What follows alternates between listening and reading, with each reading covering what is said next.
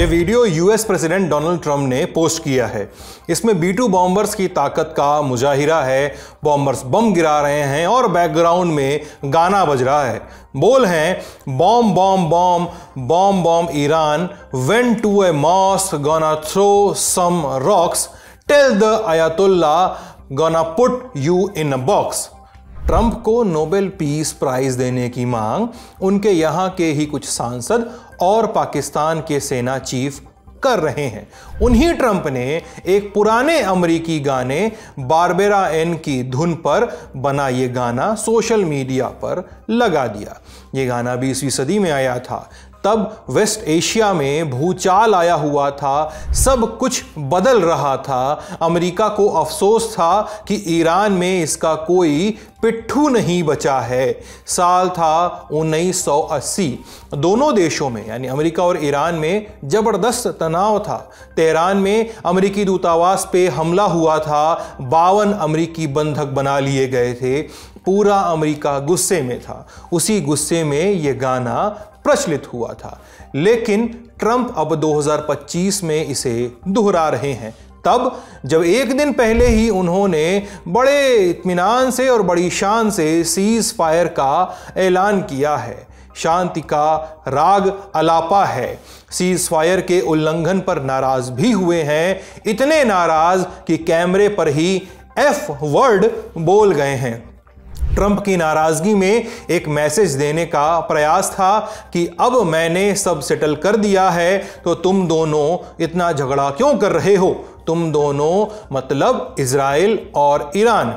लेकिन क्या अमेरिका जो सेटल करना चाह रहा था वो हो गया है? उन्हीं के रक्षा विभाग पेंटागन से एक दस्तावेज लीक हुआ है। एक खुफिया रिपोर्ट सामने आई है, कहती है कि ईरान के न्यूक्लियर प्रोग्राम को तबाह करने का अमेरिकी दावा गलत है। ईरान के पास अब भी यूरेनियम का स्टॉक बच गया है। सेंट्रीफ्यूज मशीनें भी सलामत हैं। उसका न्यूक्लियर प्रोग्राम तबाह नहीं हुआ है। हद से हद ये डीले हुआ है, वो भी कुछ ही महीने तक।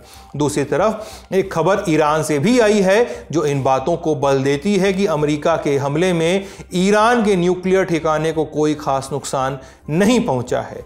आज कड़ी से कड़ी जोड़ने का प्रयास करेंगे, जानेंगे कि अमेरिका में लीक हुई रिपोर्ट में और क्या क्या दावे हैं, ट्रंप का क्या कहना है और ईरान ने इस दिशा में अब कौन सा बड़ा कदम उठाया है। नमस्ते, हम हैं सिद्धांत और आप देख रहे हैं लल्लन टॉप का अंतर्राष्ट्रीय प्रसंगों से जुड़ा रोजाना का कार्यक्रम दुनियादारी। Brought to you by New India Assurance and Hire. Life can throw yonkers too. Don't get bowled over. Get insured with Rasta Apatti Kavach policy. Visit our website to know more. Leak हुई report पर बात करेंगे, लेकिन उसके पहले Iran से आई खबर पे बात कर लेते हैं। ईरान की संसद में 25 जून को IAEA यानी इंटरनेशनल एटॉमिक एनर्जी एजेंसी के खिलाफ एक बिल पर वोटिंग हुई और यह बिल अब पास भी हो गया है। इस बिल के तहत IAEA के साथ सहयोग अब ठप किया जा सकता है। ईरानी स्टेट मीडिया ने यह जानकारी दी है। हालांकि अभी इस बिल को कानून बनने के लिए गार्जियन काउंसिल की मंजूरी चाहिए। कानून बन गया तो IAEA अगर अब ईरान की न्यूक्लियर साइट्स पर जांच करना चाहे तो उसे ईरान की सुप्रीम नेशनल सिक्योरिटी काउंसिल से परमिशन लेनी होगी। बिल की जानकारी संसद की नेशनल सिक्योरिटी कमेटी ने दी है। स्पोक्सपर्सन ने कहा है कि इस बिल के तहत IAEA के कैमरे हटेंगे, उनकी रिपोर्टिंग बंद होगी, सर्विलांस सिस्टम भी बंद होंगे और इंस्पेक्शन पर भी रोक लगेगी। IAEA ने अब तक इस पर कोई टिप्पणी नहीं की है, पर एजेंसी के चीफ राफेल ग्रोसी ने कहा है कि वो चाहते हैं कि इंस्पेक्टर्स को ईरानी साइट्स पर वापस भेजा जाए। ईरानी संसद में इस बिल पर वोटिंग के दौरान IAEA को पक्षपातपूर्ण और मुनाफाखोर भी बताया गया है। संसद के स्पीकर मोहम्मद बाकेर कालिखाफ ने कहा कि IAEA ने ईरान की साइट्स पर हुए हमलों की निंदा तक नहीं की थी। IAEA की इंटरनेशनल साख बिकाऊ हो चुकी है। कालिबाफ ने यह भी ऐलान किया कि अब ईरान का जो सिविलियन न्यूक्लियर प्रोग्राम है और तेजी से बढ़ेगा, पर हम और आप जानते हैं कि पश्चिमी दुनिया ईरान के सिविलियन वाले शब्द पर तवज्जो नहीं देती है। इसके अलावा ईरान के विदेश मंत्री अब्बास अराक्ची का भी एक बयान इस बिल से जोड़कर देखा जा सकता है। उन्होंने इसी हफ्ते कतर के अल अरबी अल जदीद चैनल से कहा कि न्यूक्लियर प्रोग्राम पर और नॉन प्रोलिफरेशन सिस्टम पर हमारा नज़रिया बदलेगा, लेकिन किस दिशा में बदलेगा ये अभी नहीं कहा जा सकता। यानी एम्बिग्विटी जानबूझकर छोड़ी जा रही है। इस बिल के क्या मानी हैं, जानते हैं जानकारों से। देखिए, अगर हम सतही तौर पे देखें तो ईरान की पार्लियामेंट में जो बिल अप्रूव हुआ है उसका मतलब ये लगता है कि ईरान ये कहना चाह रहा है IAEA से कि ईरान का जो न्यूक्लियर प्रोग्राम था वो शांति की तरफ था, वो पीसफुल था, उसमें कोई भी न्यूक्लियर बम बनाने की तरफ उनकी कोई इच्छा नहीं थी। उसके बावजूद उनके खिलाफ जिस तरह की रिपोर्ट IAEA ने निकाली है और जिस तरह उस रिपोर्ट को यूज किया है इजराइल ने ईरान के खिलाफ अटैक करने में, अमेरिका ने यूज किया, या फिर पूरी दुनिया में जिस तरह से ईरान की को क्रिटिसाइज किया गया है, उसके बदले के तौर पे इस बिल के तहत ईरान ये कहना चाह रहे हैं कि हम अब IAEA के साथ अपना कोई कोलैबोरेशन नहीं करेंगे क्योंकि IAEA हमारे ऊपर विश्वास नहीं करता। लेकिन ये सिर्फ सतही तौर पर है। इसके पीछे पॉलिटिकल रीजन ये भी हो सकता है कि ईरान अभी भी ये कहना चाह रहा है कि उनका बम बनाने का कोई भी इरादा नहीं था। लेकिन जैसा आपने भी पूछा कि जो 400 किलो एनरिच्ड यूरेनियम गायब है, जो कि 60% एनरिच्ड है, जिससे कम से कम 10 न्यूक्लियर बम बन सकते हैं, अगर हम उसकी तरफ ध्यान रखें तो ईरान के इस बिल से ऐसा लगता है कि अगर ईरान IAEA के साथ कोलैबोरेट नहीं करेगा तो फिर IAEA के इंस्पेक्टर्स को ईरान में के अंदर आने की सहमति नहीं मिलेगी, उनकी अनुमति नहीं मिलेगी। और बिना उस अनुमति के ये यूरेनियम कहाँ है, इसका किस तरह इस्तेमाल हो रहा है, इस बारे में डायरेक्ट तौर पे, सीधे तौर पे अंतरराष्ट्रीय लेवल पे किसी भी कमेटी को, किसी भी ऑर्गेनाइजेशन को, ये देश को नहीं पता चल पाएगा।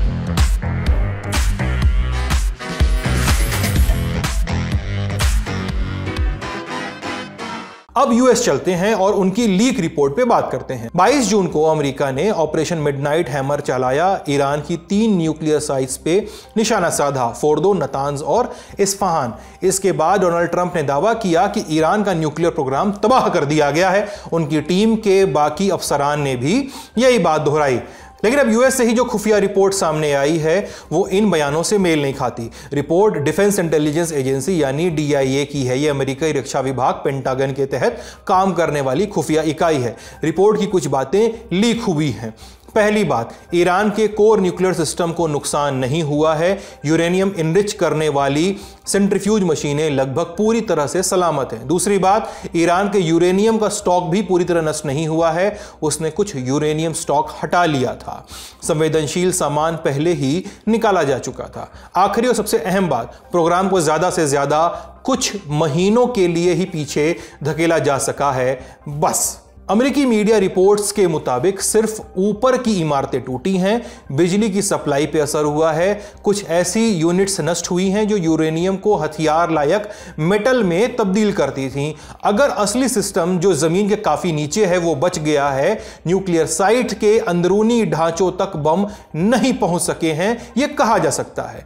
व्हाइट हाउस ने इस नई रिपोर्ट को नए सिरे से खारिज किया है कि ये रिपोर्ट गलत है, ये टॉप सीक्रेट थी, फिर भी इसे किसी घटिया अफसर ने CNN को लीक कर दिया है। इसका मकसद ट्रंप को बदनाम करना है, हमारे जाबाज फाइटर पायलट्स की मेहनत को नीचा दिखाने की कोशिश है। जब आप 14 बंकर बस्टर बम सही निशाने पर गिराते हैं तो पूरी तरह तबाही ही होती है, और यही हुआ है। यह था व्हाइट हाउस का आधिकारिक जवाब। जवाब से इतना साफ है कि व्हाइट हाउस इस रिपोर्ट की मौजूदगी कबूल करता है, बस इसके डिटेल्स को वो गलत बता रहा है। ट्रंप का इस पर क्या कहना है? ट्रंप इस वक्त नीदरलैंड्स में हैं, नेटो समिट में हिस्सा लेने वहां पहुंचे हुए हैं। वहां उन्होंने एक प्रेस कॉन्फ्रेंस में CNN और न्यूयॉर्क टाइम्स की रिपोर्ट को गलत बताया है और दोनों संस्थानों की निंदा भी की है। कहा कि हमने दशकों पीछे धकेल दिया है उन्हें। इसके पहले उन्होंने ट्रुथ सोशल पर भी एक पोस्ट लिखा था, कहा कि यह इतिहास की सबसे कामयाब मिलिट्री स्ट्राइक थी। ईरान की न्यूक्लियर साइट्स पूरी तरह से तबाह हो चुकी हैं।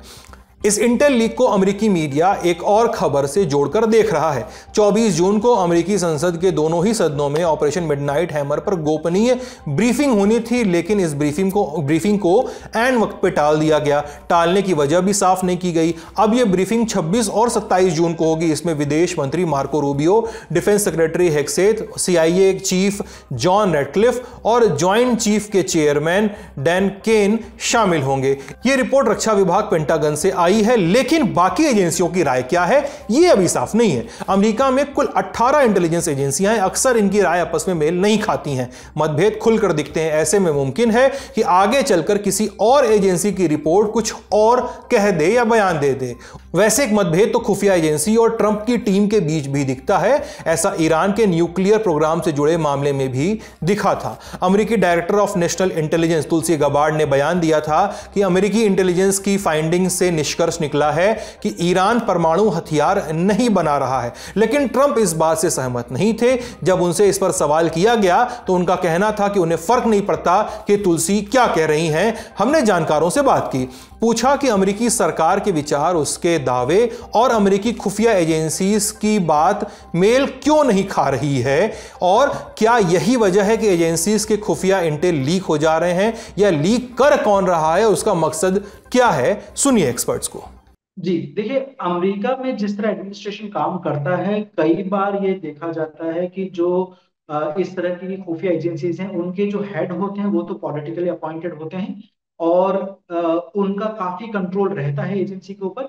लेकिन एजेंसी के अंदर जिनको करियर वर्कर्स कहते हैं, जो कि एडमिनिस्ट्रेशन के आने के जाने के बावजूद जो काम करते रहते हैं, वो कई बार नाराज होते हैं एडमिनिस्ट्रेशन की, प्रेसिडेंट की, CIA के चीफ की। जैसे तुलसी गबार्ड अभी हैं। तुलसी गबार्ड का अपना ही बहुत ही एक प्रॉब्लमेटिक रिश्ता चल रहा है राष्ट्रपति ट्रंप के साथ, क्योंकि तुलसी गबार्ड ने कई बार पब्लिकली भी प्रेसिडेंट ट्रंप ने जो ईरान की बात कही है उसके खिलाफ जाके कुछ स्टेटमेंट्स दिए थे। तो ऐसा हो सकता है कि CIA के अंदर या फिर बाकी खुफिया एजेंसीज के अंदर ऐसे लोग हों जो कि प्रेसिडेंट ट्रंप और पेंटागन के साथ एग्री नहीं करते, नहीं सहमति है उनकी कि ईरान के खिलाफ एक तो ये अटैक होना चाहिए था, और दूसरा कि अगर अटैक हुआ भी है तो जिस तरह ट्रंप ने कहा कि कई सालों पीछे तक हमने धकेल दिया है ईरान के परमाणु बम प्रोग्राम को, या फिर बिल्कुल ही तहस नहस कर दिया है, उसके खिलाफ वो सच्चाई बताना चाह रहे हैं। ईरान और इसके न्यूक्लियर ठिकाने, जितने मुंह उतनी बातें। बीते कुछ दिनों में इस पर इतने अलग अलग दावे किए जा चुके हैं कि गिनते गिनते थक जाएं, कंफ्यूज हो जाएं। कुछ प्रमुख दावे जानिए। पहला, अमेरिकी अखबार न्यूयॉर्क टाइम्स ने इस इंटेल के लीक होने से पहले ही एक रिपोर्ट छापी। अखबार से अमेरिकी और इजरायली अधिकारियों ने कहा कि फोर्दो साइट को गंभीर नुकसान जरूर पहुंचा है, मगर साइट पूरी तरह नष्ट नहीं हुई है। ईरान ने हमले से पहले साइट से यूरेनियम और उपकरण को हटा लिया था। दूसरा, इंडिया टुडे की ओपन सोर्स इंटेलिजेंस टीम यानी OSINT टीम ने कुछ सैटेलाइट तस्वीरों की एनालिसिस की है। इसके मुताबिक 19 जून को यानी हमले से पहले ईरान के फोर्दो न्यूक्लियर प्लांट पर अचानक हलचल बढ़ गई थी। प्लांट के पास अचानक ट्रकों की कतारें लग गई थीं। 16 बड़े मालवाहक ट्रक दिखाई दिए थे। फिर अगले ही दिन 20 जून को ये ट्रक 1 किलोमीटर दूर खिसके दिखाई दिए और फिर बुलडोजर आ गए। तस्वीरों में दिखा कि फोर्दो की सुरंग के मुंह पर एक ट्रक खड़ा है, जबकि इससे पहले अब तक ऐसी कोई हलचल नहीं देखी गई थी। तीसरा, हमले के बाद ईरानी सरकारी चैनल के डिप्टी डायरेक्टर हसन अबेदीनी ने दावा किया कि तीनों साइट्स को हमले से पहले ही खाली करा लिया गया था। चौथा, IAEA, उन्होंने कहा कि ईरान के पास अब भी करीब 400 किलो यूरेनियम बचा हुआ है। यह 60% तक इनरिच्ड है। एक परमाणु बम के लिए करीब 42 किलो 90% इनरिच्ड यूरेनियम की आवश्यकता होती है, यानी 9 से 10 बमों के लायक अभी सामग्री बची हुई है। IAEA के इंस्पेक्टर्स ने इस स्टॉक को आखिरी बार 10 जून को देखा था। फिलहाल इसकी लोकेशन किसी को पता नहीं है, यानी कहानी अभी पूरी तरह से खत्म नहीं हुई है। यानी ईरान पर इजरायली और अमेरिकी ऑपरेशन का अंजाम आधा पूरा भी हो सकता है, आधा अधूरा भी हो सकता है। और ऐसा पहली बार नहीं हुआ है। ईरान के न्यूक्लियर प्रोग्राम को रोकने के लिए अमेरिका और इजराइल ने 2 दशकों से ज्यादा वक्त से ऑपरेशन चलाए हैं। कभी साइबर हमला किया गया है, कभी साइंटिस्ट मारे गए हैं और कभी डेटा चुराया गया है। लेकिन एक चीज लगभग हर बार रिपीट हुई, हर बार दावे बड़े थे और हकीकत सीमित निकलती थी। पहला 2006 से 2010 के बीच चला operation Olympic games. George Bush ने इसे शुरू किया था, बराक ओबामा ने आगे बढ़ाया, अमेरिका इजराइल ने मिलकर ईरान के ऊपर साइबर हमला किया था। स्टक्सनेट वायरस से काम लिया गया था। मकसद था नतांज न्यूक्लियर साइट पर लगे सेंट्रीफ्यूज सिस्टम्स को बर्बाद करना। कहा गया कि 1000 से ज्यादा सेंट्रीफ्यूज नष्ट हो गए हैं, लेकिन रिपोर्ट्स बताती हैं कि ईरान ने मशीनें दोबारा लगा ली। कुछ महीनों में प्लांट फिर से चालू हो गया, स्थायी असर नहीं दिखा। दूसरा, उसी दौर में इजराइल ने कत्ल का सिलसिला शुरू किया। 2007 से 2020 के बीच कम से कम 14 ईरानी न्यूक्लियर वैज्ञानिकों को मार गिराया। सबसे चर्चित कत्ल हुआ 2020 में, मोहसिन फखरीजादेह की हत्या। मोसाद ने 1 टन वजन का रोबोटिक मशीन गन ईरान में घुसा दिया। रिमोट से चलाकर उनका कत्ल किया गया था, लेकिन ईरान ने जल्दी ही दूसरी टीम्स को अंजाम दे दिया। प्रोग्राम्स नहीं थमा। तीसरा, 2020 में नतांज साइट पर ब्लास्ट हुआ, ऊपर की इमारतें तबाह हो गईं। कहा गया कि 1 से 2 साल का नुकसान हो गया है, लेकिन ईरान ने नए सेंट्रीफ्यूज लगाए। कुछ ही महीनों में ऑपरेशन फिर से शुरू हो गया। ऑपरेशन की बात हो ही रही है तो आखिर में सबसे ज्यादा खतरनाक और चर्चित ऑपरेशन का जिक्र भी कर लेते हैं। 2018 में मोसाद के कुछ एजेंट्स ने ईरान में मौजूद एक गोदाम में ईरान का न्यूक्लियर आर्काइव चुरा लिया था। लाखों पन्ने के दस्तावेज थे, सैकड़ों सीडीज थीं। रातों रात इसे इजराइल पहुंचा दिया गया। कहा गया कि ये दस्तावेज साबित करते हैं कि ईरान झूठ बोलता रहा। इससे जमीनी स्तर पर असर तो नहीं ही होना था, लेकिन ईरान पर डिप्लोमेटिक प्रेशर जरूर बना था। इस ऑपरेशन से आप यह अंदाजा लगा सकते हैं कि मोसाद की ईरान के भीतर भी पैठ है। आगे बढ़ने से पहले इससे ही जुड़ी एक और खबर जानते हैं, उस पर भी बात कर लेते हैं। ईरान ने आज यानी 25 जून की सुबह 3 लोगों को फांसी पे चढ़ा दिया। इन पर मोसाद के लिए जासूसी करने का आरोप था। ईरानी न्यायपालिका की मीजान न्यूज़ एजेंसी ने बताया कि इन तीनों पर मोसाद के साथ मिलकर एक हत्या की साजिश रचने और उसमें इस्तेमाल होने वाले उपकरण को स्मगल करने का इल्ज़ाम था। किसकी हत्या की गई, मीजान ने नाम नहीं बताया, लेकिन ये ज़रूर कहा कि हत्या हो चुकी है और इसमें इजराइल के हाथ को पुख्ता बताते हुए तीनों को मौत की सजा दी गई है। इनके नाम है इदरीस आली, आज़ाद सोजाई और रसूल अहमद रसूल। ईरान के फार्स न्यूज़ एजेंसी के मुताबिक इजराइल के ऑपरेशन शुरू होने के बाद से 12 दिन के अंदर ईरान ने 6 लोगों को फांसी दी है और 700 से ज़्यादा लोगों को गिरफ्तार किया है, हिरासत में लिया है।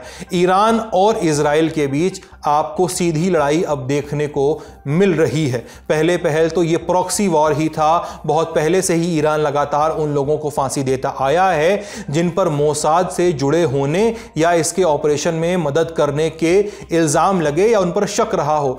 एमनेस्टी इंटरनेशनल 2024 के डेटा के आधार पर ईरान को फांसी देने के मामले में नंबर 1 पर बताया गया है। नॉर्वे स्थित संगठन ईरान ह्यूमन राइट्स यानी IHR NGO के मुताबिक 2025 के पहले 4 महीनों में ही ईरान में कम से कम 343 लोगों को फांसी की सजा दी गई है। यह 2024 की इसी अवधि के मुकाबले 75% ज्यादा है, जब 195 लोगों की संख्या रिकॉर्ड की गई थी। इसको औसतन समझिए कि हर महीने 85 से ज्यादा लोगों की मौत हो रही है। हर हफ्ते 21 और हर तीसरे दिन 2 फांसियां। खैर, अगर आप अमेरिका से लीक हुई रिपोर्ट और ईरान में पास हुए बिल के सिरे जोड़ेंगे तो दिमाग कहेगा कि ट्रंप के दावों पर दोबारा गौर करना चाहिए कि क्या अमेरिका जो लक्ष्य प्राप्त करना चाह रहा था वो कर लिया है। क्या ये सब ईरान के न्यूक्लियर प्रोग्राम के लिए वाकई सेटबैक है, और अगर संदेह सही निकले तो इजराइल ईरान का ये सीज फायर कितने समय टिकेगा। सवाल कई है, जवाब भविष्य देगा। बड़ी खबर यहीं तक, अब अन्य खबरें। नाटो शिखर सम्मेलन का आज आखिरी दिन रहा। यह समिट नीदरलैंड्स के हेग शहर में हो रही है। इस दौरान सदस्य देशों के राष्ट्राध्यक्ष, यूरोपीय संघ के प्रतिनिधि वहां पर मौजूद हैं। समिट में क्या खास हुआ, पॉइंट्स में जान लेते हैं। NATO secretary general mark root ने खुद को और यूरोपीय देशों को ये भरोसा दिलाया कि अमेरिका पूरी तरह से नेटो के साथ है। उन्होंने उम्मीद जताई कि कनाडा और यूरोप के देश अपना डिफेंस बजट बढ़ाएंगे और वो भी उतना ही खर्च करेंगे जितना अमेरिका करता है। ट्रंप लंबे समय से यूरोपीय देशों और कनाडा से मांग कर रहे हैं कि वे अपनी जीडीपी का 5% डिफेंस पे खर्च करें ताकि सुरक्षा का बोझ सिर्फ अमेरिका पर न पड़े। ट्रंप ने अपने पिछले कार्यकाल में धमकी भी दी थी कि अगर ऐसा नहीं होता है तो अमेरिका नाटो से कन्नी काट लेगा।